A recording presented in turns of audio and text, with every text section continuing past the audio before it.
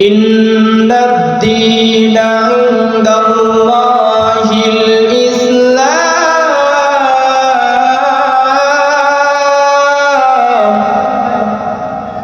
রব্বে কাবা বলেন, এর বান্দা আমি মাওলা তোমাদেরকে যে ধর্ম যে দ্বীন দান করেছি এই ইসলাম, আমি আল্লাহ পাক রব্বুল আলামিনের কাছে পৃথিবীর মধ্যে যত ধর্ম আছে সব ধর্মগুলোর মধ্য থেকে সবচেয়ে দামি পছন্দনীয় মহব্বতের ধর্মের নাম হলো ইসলাম। এর রংপুরের মুসলমান, আল্লাহ পাক রব্বুল আলামিন এমন একটা ধর্ম আমাদেরকে দান করেছেন, এমন একটা বড় নিয়ামত, এই ঈমানের নিয়ামত রব্বে কাবা আমাদেরকে দান করেছেন।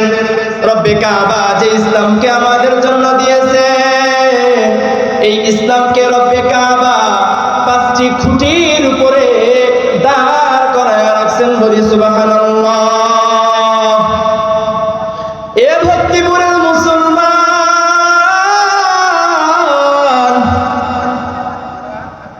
এই 5টি স্তম্ভের মধ্যে 1 নাম্বার হলো কালিমা। এই যে কালিমা এমন একটা কালিমা, কোন বেঈমান নাফরমান যে ব্যক্তিটা আল্লাহ পাক রব্বুল আলামিনকে অস্বীকার করত, রব্বে কাবাকে মানত না, ওই ব্যক্তিটা যদি দিল থেকে বলে লা ইলাহা ইল্লাল্লাহ মুহাম্মাদুর রাসূলুল্লাহ সাল্লাল্লাহু আলাইহি ওয়াসাল্লাম, এই কালিমাটা পড়ার পর ওই বেঈমান নাফরমান ইহুদির বান্দাটা সঙ্গে সঙ্গে মুসলমান হয়ে যায়।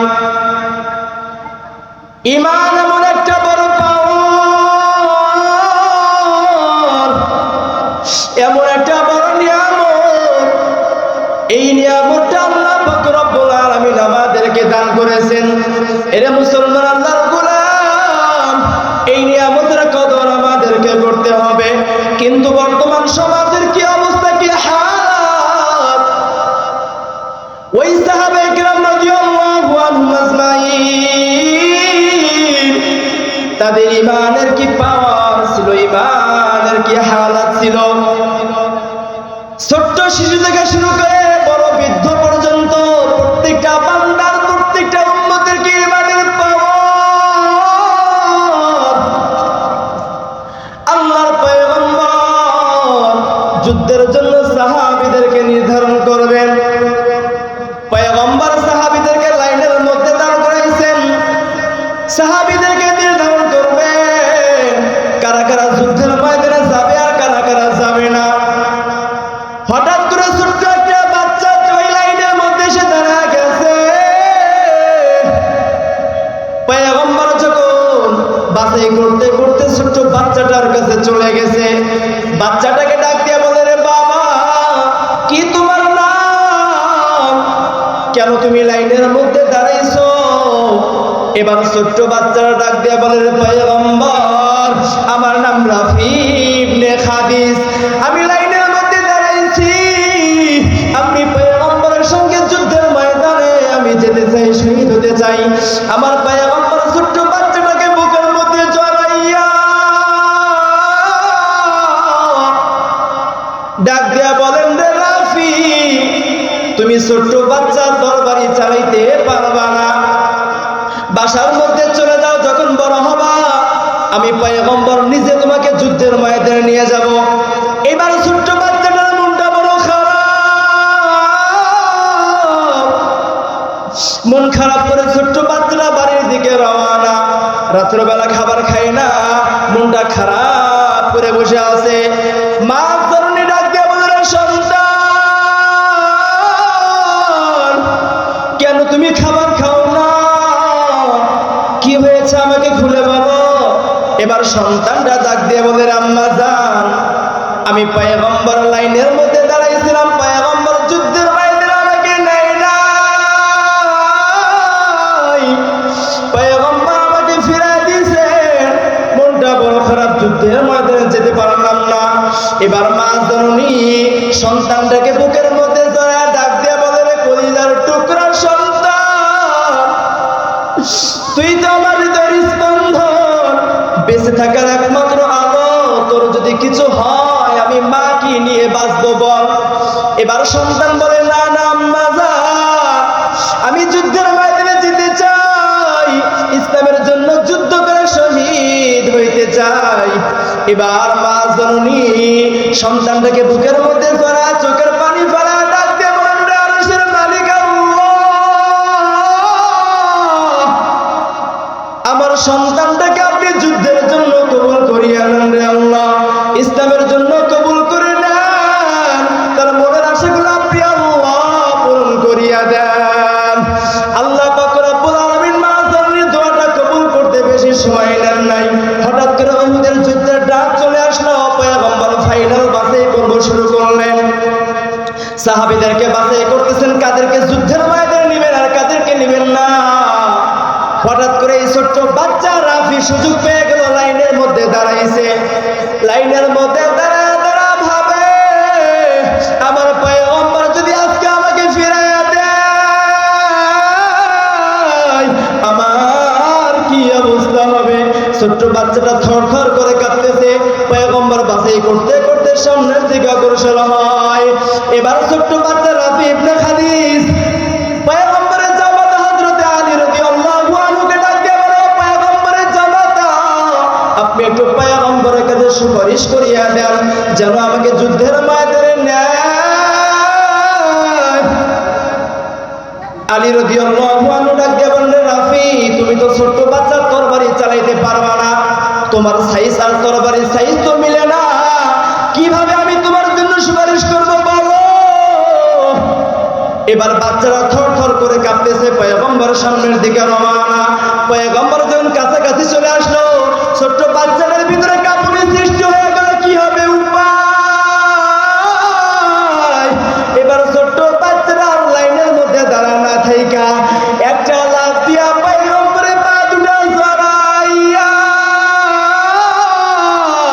পয়গম্বরকে ডাক দিয়ে বলে, রে পয়গম্বর, আপনি আমাকে আজকে ফিরে দিয়েন না, যুদ্ধের ময়দানে আমাকে নিয়ে যান রে পয়গম্বর, আমি আমার বাসা থেকে চিরবিদায় নিয়ে আসছি রে পয়গম্বর, আমার ফিরে দিয়েন না। এবার পয়গম্বর ডাক দিয়ে বললেন, ঠিক আছে চলো যুদ্ধের ময়দানে চলো। ছোট্ট বাচ্চা রাফি ইবনে খাদিজকে নিয়ে যখন যুদ্ধের ময়দানে রওনা, যুদ্ধের ময়দানে যাওয়ার পর রাস্তার মধ্যে আবু লুবাবা রাদিয়াল্লাহু তাআলা আনহু আলীকে ডাক দিয়ে বলেন, এরে আলী, এই ছোট্ট বাচ্চাকে পয়গম্বর কেন নিলেন, আমার তো মাথার মধ্যে ধরে না। আল্লাহর পয়গম্বর ভালো জানেন কেন নিয়েছেন ছোট্ট বাচ্চাটাকে। এবার যুদ্ধের ময়দানে নিয়ম হচ্ছে, বেঈমানদের পক্ষ থেকে একজন আসবে, মুসলমানদের পক্ষ থেকে একজন যাবে, যুদ্ধ চলবে। হঠাৎ করে সকলে মিলেমিশে লড়াই করবে, যারা জিতবে তারাই বিজয়ী।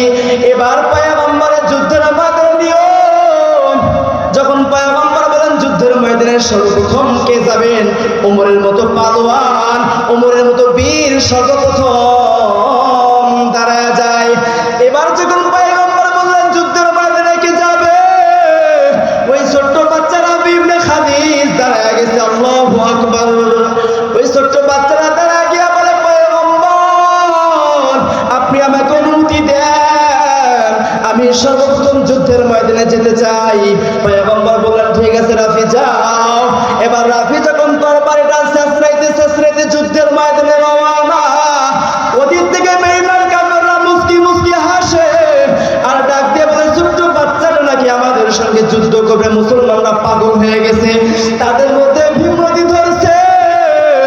এবার যখন বেঈমান নাফরমান কুলাঙ্গার গুলো এক এক করে যুদ্ধের দিকে রওনা, রাফি ইবনে খাদিজ যখন তরবারিটা হাতের মধ্যে নিছে, ওই যে প্রতিমধ্যে রাস্তার মধ্যে আবু লুবাবা যখন ডাক দিয়ে বলল, রে আলী, এই ছোট্ট বাচ্চাটা কেমনে যুদ্ধ করবে, আমার তো মাথার মধ্যে ধরে না।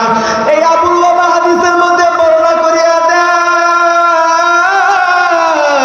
যখন যুদ্ধের ময়দানে যুদ্ধ শুরু, লড়াইটা যখন শুরু হয়ে গেল, আল্লাহ পাক রব্বুল আলামিন আবু লুবাবা যখন হাদিসের মধ্যে বলেন, আল্লাহ পাক রব্বুল আলামিন রাফি ইবনে খাদিজের তরবারির মধ্যে এমন পাওয়ার দিয়েছেন। রাফি ইবনে খাদিজ যখন তরবারিটা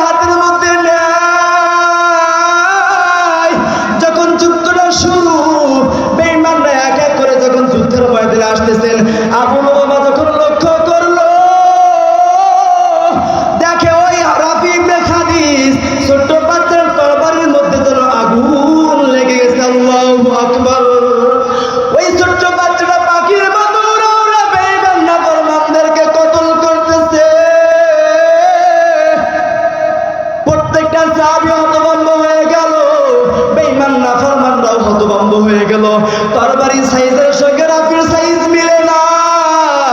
এই রাফির হাতের মধ্যে এমন পাওয়ার বেঈমানদেরকে পাখির মতো উড়ে উড়ে চির বিদায় করে দিচ্ছে দুনিয়ার জমিন থেকে। এইবার ইহুদি খ্রিস্টানরা চিন্তা করলো, এই ছোট্ট বাচ্চাটার কাছে যদি আমরা পরাজিত হয়ে যাই, আমাদের মান সম্মান কিচ্ছুই থাকবে না। এবারে বেঈমান নাফরমান গোষ্ঠীর মধ্যে থেকে বেঈমান কুলাঙ্গার ছোট্ট বাচ্চা রাফির কলিজা বরাবর একটা তীর নিক্ষেপ করে দিল রে বাবা। ওই তীরটা রাফির কলিজা কচি কলিজার মধ্যে হাড্ডি বের করে কলিজার মধ্যে ঢুকে গেল।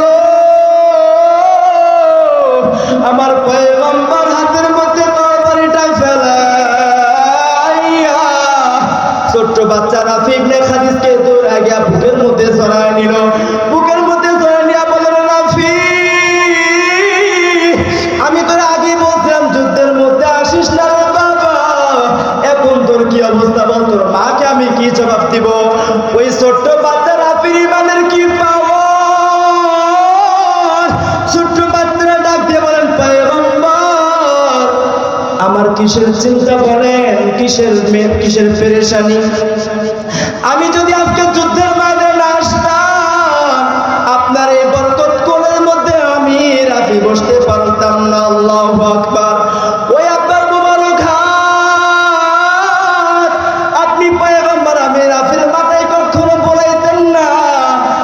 আজকে যুদ্ধের ময়দানে আসার কারণে আপনার বরকতি হাতটা আমার মাথার মধ্যে লাগা গেছে। আল্লাহু আকবার।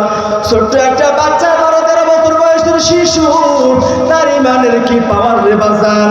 ওই ছোট্ট বাচ্চারা ডাক দিয়ে কি বললো, তাদের ইমানের এত পাওয়ার, ইসলামের জন্য তারা জীবন দিতেও দ্বিধাবোধ করে নাই। অথচ আজকে আমাদের সমাজের দিকে তাকান, আমাদের সমাজের কি হালত!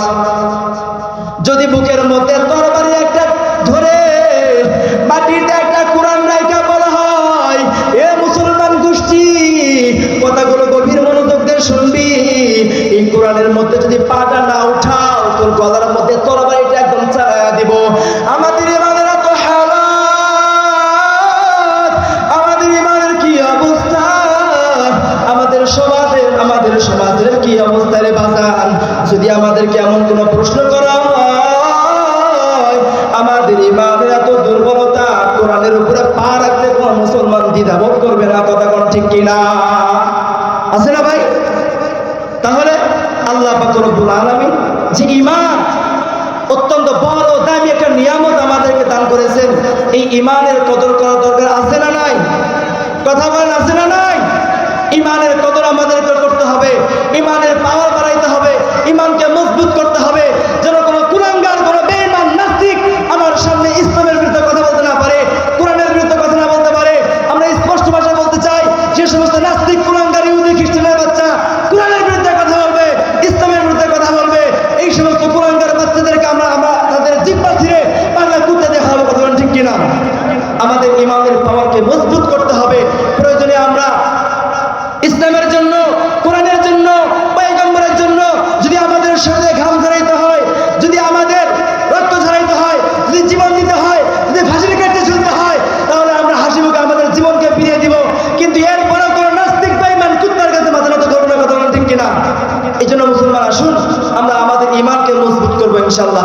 করবো তো ইনশাআল্লাহ। সর্বহালতে যেন আমরা আমাদের ঈমানকে মজবুত করে সামনের দিকে আগাইতে পারি, এই চেষ্টা নিয়ে আমরা আমাদের সামনের দিকে আমাদের সংক্ষিপ্ত হায়াত আমরা পার করব।